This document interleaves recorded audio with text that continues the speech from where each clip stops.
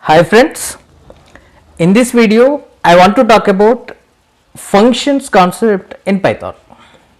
So now see, our topic name is functions. So what is function? Function is a group of statements. Function is a group of statements.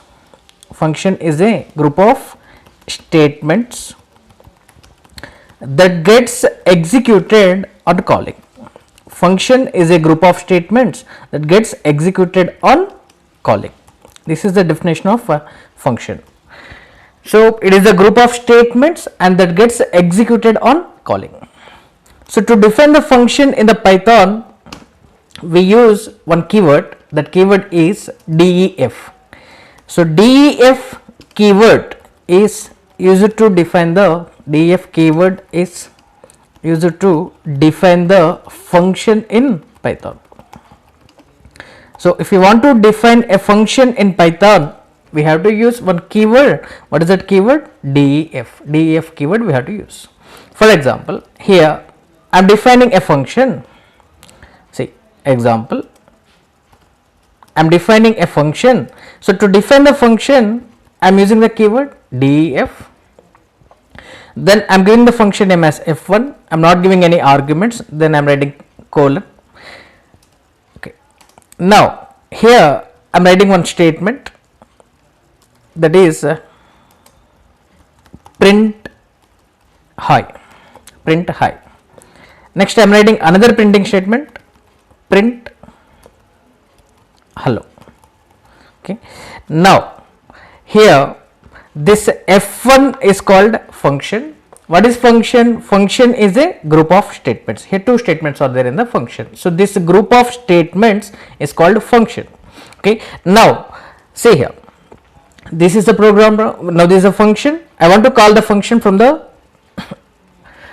main program. Okay. So I am writing the main program now. See, here I am writing one statement, print welcome. Print welcome. So now when we run this program, that gives output as welcome only. So what is the output of this program? It prints welcome. So what is the output of this program? Output of this program is welcome. Okay. So why that is not printing hi and hello? Okay, it is printing only welcome. It is not printing hi and hello. So why it is not printing hi and hello? Because this hi and hello, these printing statements are written in the function f1. So the statements in the function gets executed on calling. So we didn't call that f1 function. So that's why there is not printing hi and hello. Just simply that is printing welcome. If we want to print hi and hello, just simply call that function. So how can we call that function? See here. Here I am writing the calling. Here I am calling the function f1. So here we are calling the function. So now what will happen when execution is started? This here we are calling the function. So it jumps to the function f1 and it prints hi and hello on output screen. So on output screen, first it prints a hi, then that prints hello. Okay. So now statements in the function are over. So now that executes next statement of the function call. So this function calls next statement is welcome. So that prints welcome. So hi, hello, welcome is the output of this program. Okay. So with this program we can understand that function is a group of statements that gets executed on calling. So when we call the function, then only that executes the statements, otherwise it will not execute the statements. So this is the definition of function. Then why we are defining the function? So each function we define to perform particular task. That is the purpose of function. So each function we define to perform particular task. So to perform particular task we are defining a function. Okay, for example, I want to read student details. So to read student details, I want to write my own function read std.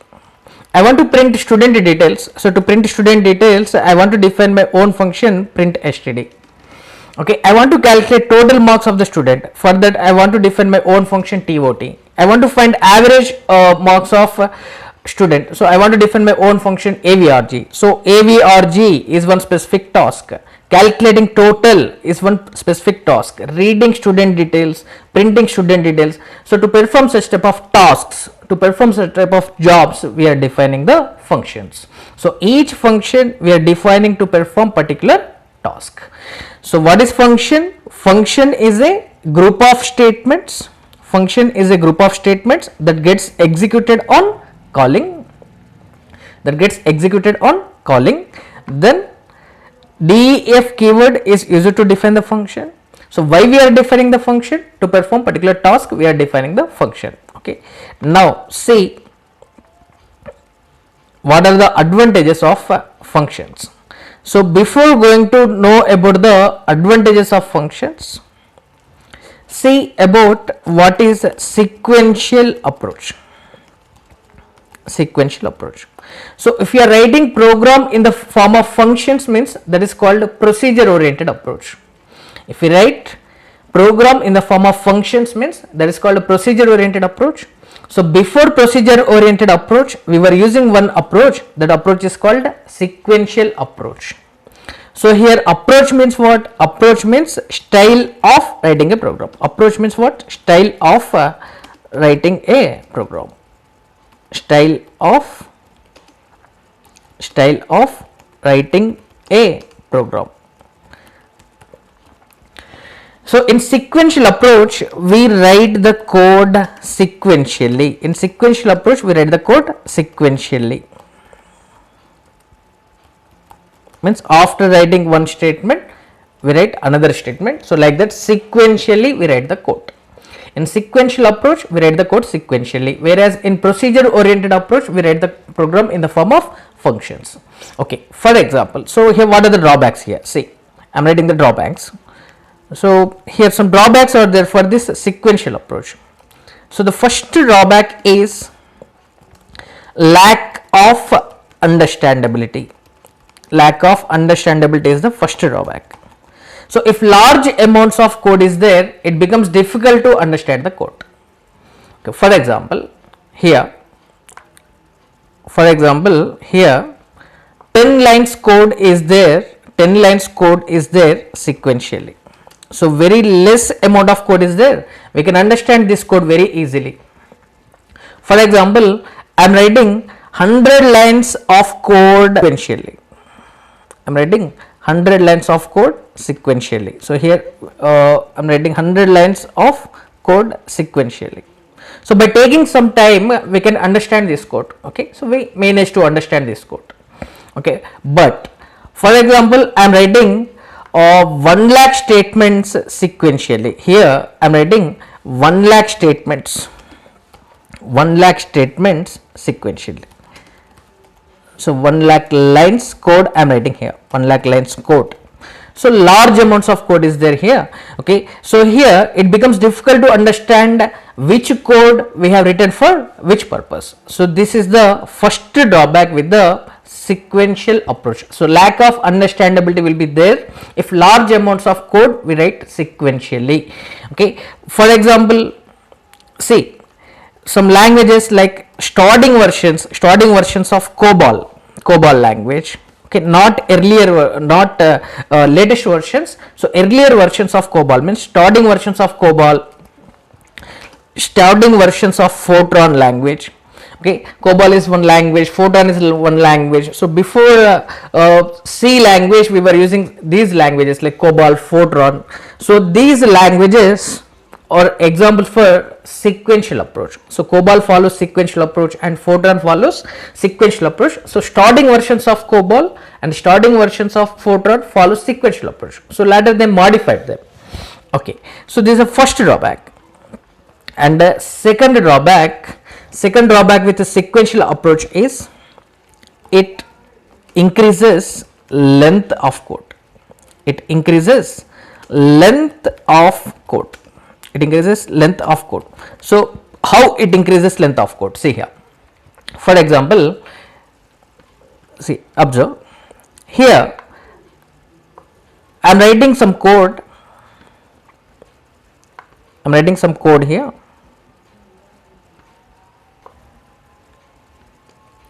Okay, here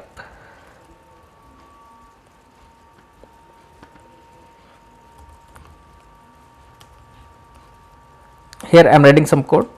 After some lines of code,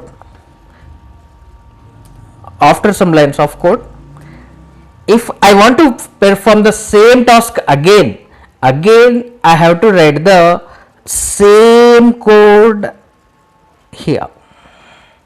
I want to perform same task again. So to perform same task again we have to write the same code here. Okay, so after some lines of code, if you want to perform the same task again we have to write the same code. So like that, same code we are writing again and again to perform the same task.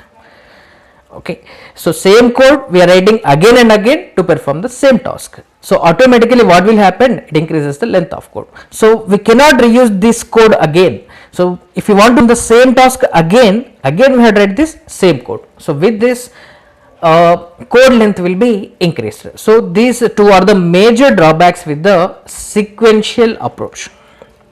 So to avoid these two drawbacks, they introduced this functions concept. So now see what are the advantages with this functions approach. What are the advantages of procedure oriented approach? So in the procedure oriented approach, we write the code in the form of functions. So I already told that approach means style of writing a program. So in this we write program in the form of functions. We write the program in the form of functions. So we divide the program into functions. So what is the advantage here? For example, here I am defining a function here, add two numbers, I am defining this function. So here I am writing the code. So like that, to multiply two numbers I am defining a function here. So def, I am giving function name as product, I am taking arguments here. Okay, so like this you can define any number of functions in a program. So this approach is called procedure oriented approach. So here add is one function, product is another function. We are writing program in the form of functions. If you write programs in the form of functions, that is called procedure oriented approach. So if you write the program in the form of functions, then what are the advantages are there? I am writing the advantages, see here. So just now we clearly discussed the drawbacks of sequential approach. So what are the sequential approach drawbacks? First drawback was, what is the first drawback? First drawback is lack of understandability. Here we are writing the program in the form of functions. So what is the first drawback here? First drawback is lack of understandability. In the procedure oriented approach, we are writing the program in the form of functions. So here we are dividing a large program into some subparts. So with this we can understand the code very easily. Here we are adding two numbers. By seeing this function header, you can understand that here we are adding two numbers, here we are multiplying two numbers. So like that we can understand the code very easily here. Then so this is the first advantage. First advantage is it improves understandability. It improves understandability. And what is the second drawback of the sequential approach? It increases length of code. Sequential approach increases length of code. Second drawback is increases length of code. So to perform the same task again and again we are writing the same code. So automatically code length will be increased in the sequential approach. Whereas here For example, here I want to add two numbers. So to add two numbers, just simply I call the function here. Okay, so after some lines of code, if I want to add two numbers again I will not write the same code. Simply I call the function again. So it goes to the function, this function call goes to that function and executes the code, and this function call again goes to the function and executes the code. So here we are writing code only for one time, but we can use that code any number of times. Okay, so automatically what will happen, code length will be decreased because we are writing this code only for one time. So these are the advantages. So second advantage is it decreases length of code, because we are writing code only for one time, but we can use that code for any number of times. So this is another advantage, that is what, reusability. It allows reusability. We are writing code only for one time, but we can use that code for any number of times. So like that. Okay, maintenance will become easier with this. Maintenance will become easier. So how maintenance will become easier here? For example, to the existing software I want to add one more function. I want to add one more functionality. So for that, instead of disturbing the existing software, just to define a new function, then add it to the existing software. So hence maintenance will become very easier if we follow this, if we write the programs in the form of functions. And another advantage is debugging also become easier. So debugging means correcting the errors, checking for the errors. Okay, so debugging will become easier. So debugging means correcting the errors. So if you want to check for the errors, we have no need to check entire software, just simply check the function where errors are. So instead of checking entire software for the errors, just simply check where, in which function we found the error. Okay, just simply correct that function where we found the errors. So hence debugging will become easier. So like this, several advantages are there with the functions. Okay, so these are the advantages of functions. Now see what is the syntax to define a function. What is the syntax to define a function in Python? So syntax to define a function in Python. So to define a function, we have to follow this syntax. See the syntax. So to define the function, we must use the keyword def. So write def keyword, then give the function name, So after that, if required, we can specify the arguments. So specifying arguments is optional. Here we specify the arguments list.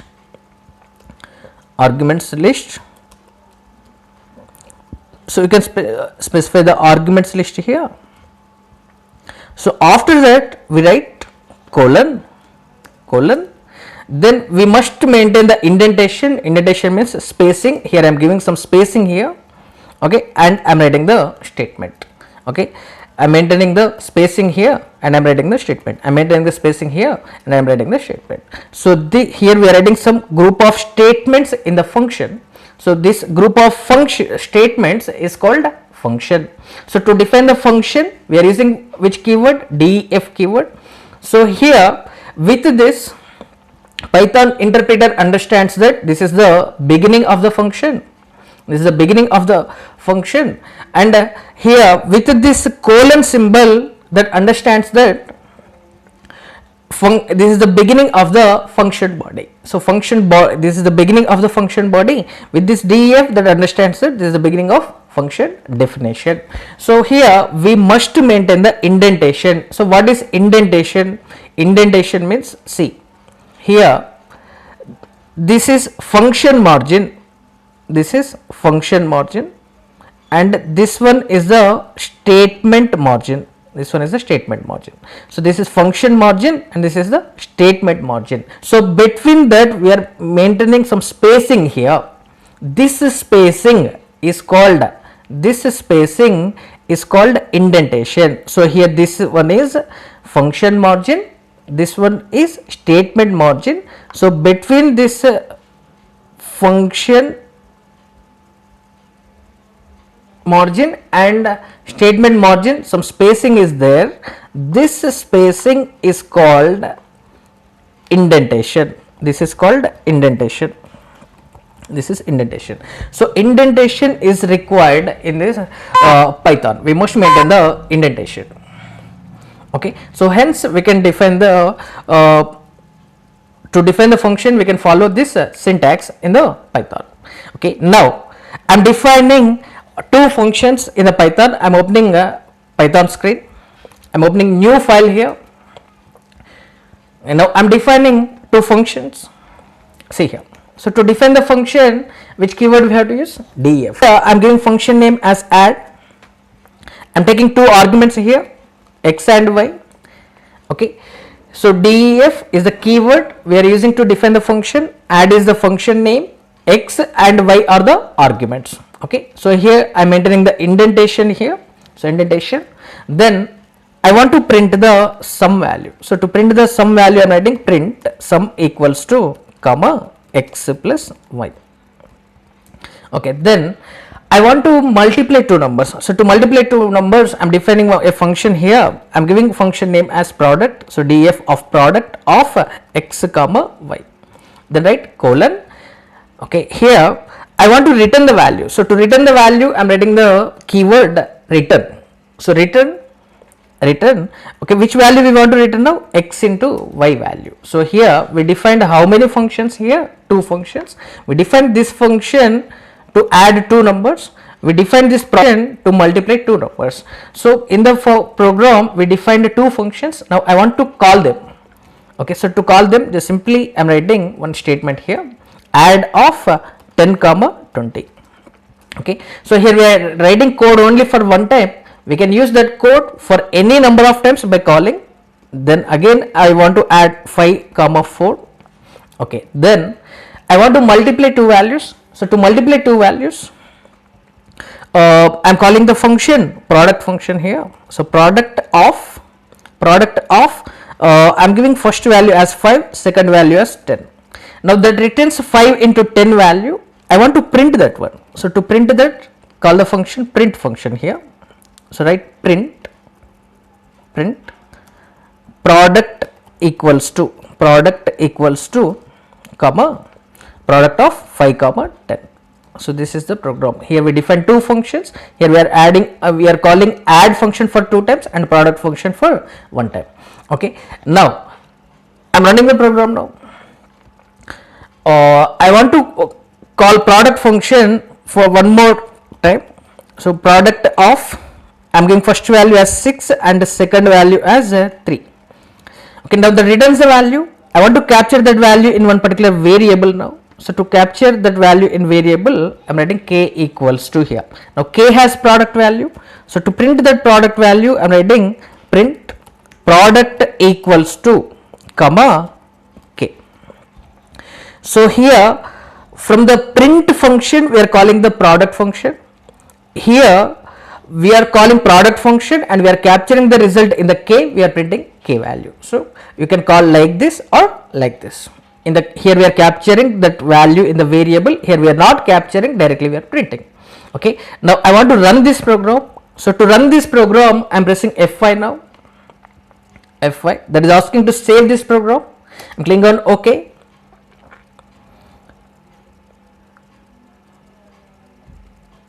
Now it is displaying save as dialog box to us. I want to save this program in the F drive. So in the F drive I am saving the program in our folder Python classes. I am opening Python classes folder.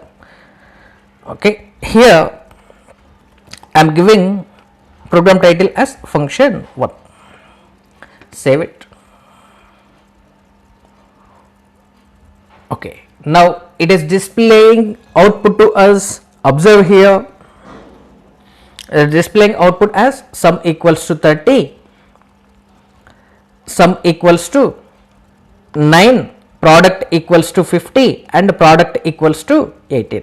Okay, see here add 10 comma 20, so that is printing, that is calling this add function, and that is calculating x plus y value is 30, so 10 plus 20 value is 30. Then add of 5 comma 4, so here 5 x value is 5, y value is 4, so 5 plus 4 value is 9, that is printing sum equals to 9. And then we are calling product function 5 comma 10, so 5 into 10 value is 50, the 50 value returned and printed here. So here we are multiplying 6 and 3, so 6 into 3 value is 18, so that printed 18. So hence we can define the functions and we can call the function. So here this def add of x comma y, this is called defining a function. So defining a function is called function definition, and here we are calling the function, calling a function is called call of function. Okay, so hence we can define the functions and we can call the functions in Python. Okay, so this is about introduction on functions. Thank you for watching my video.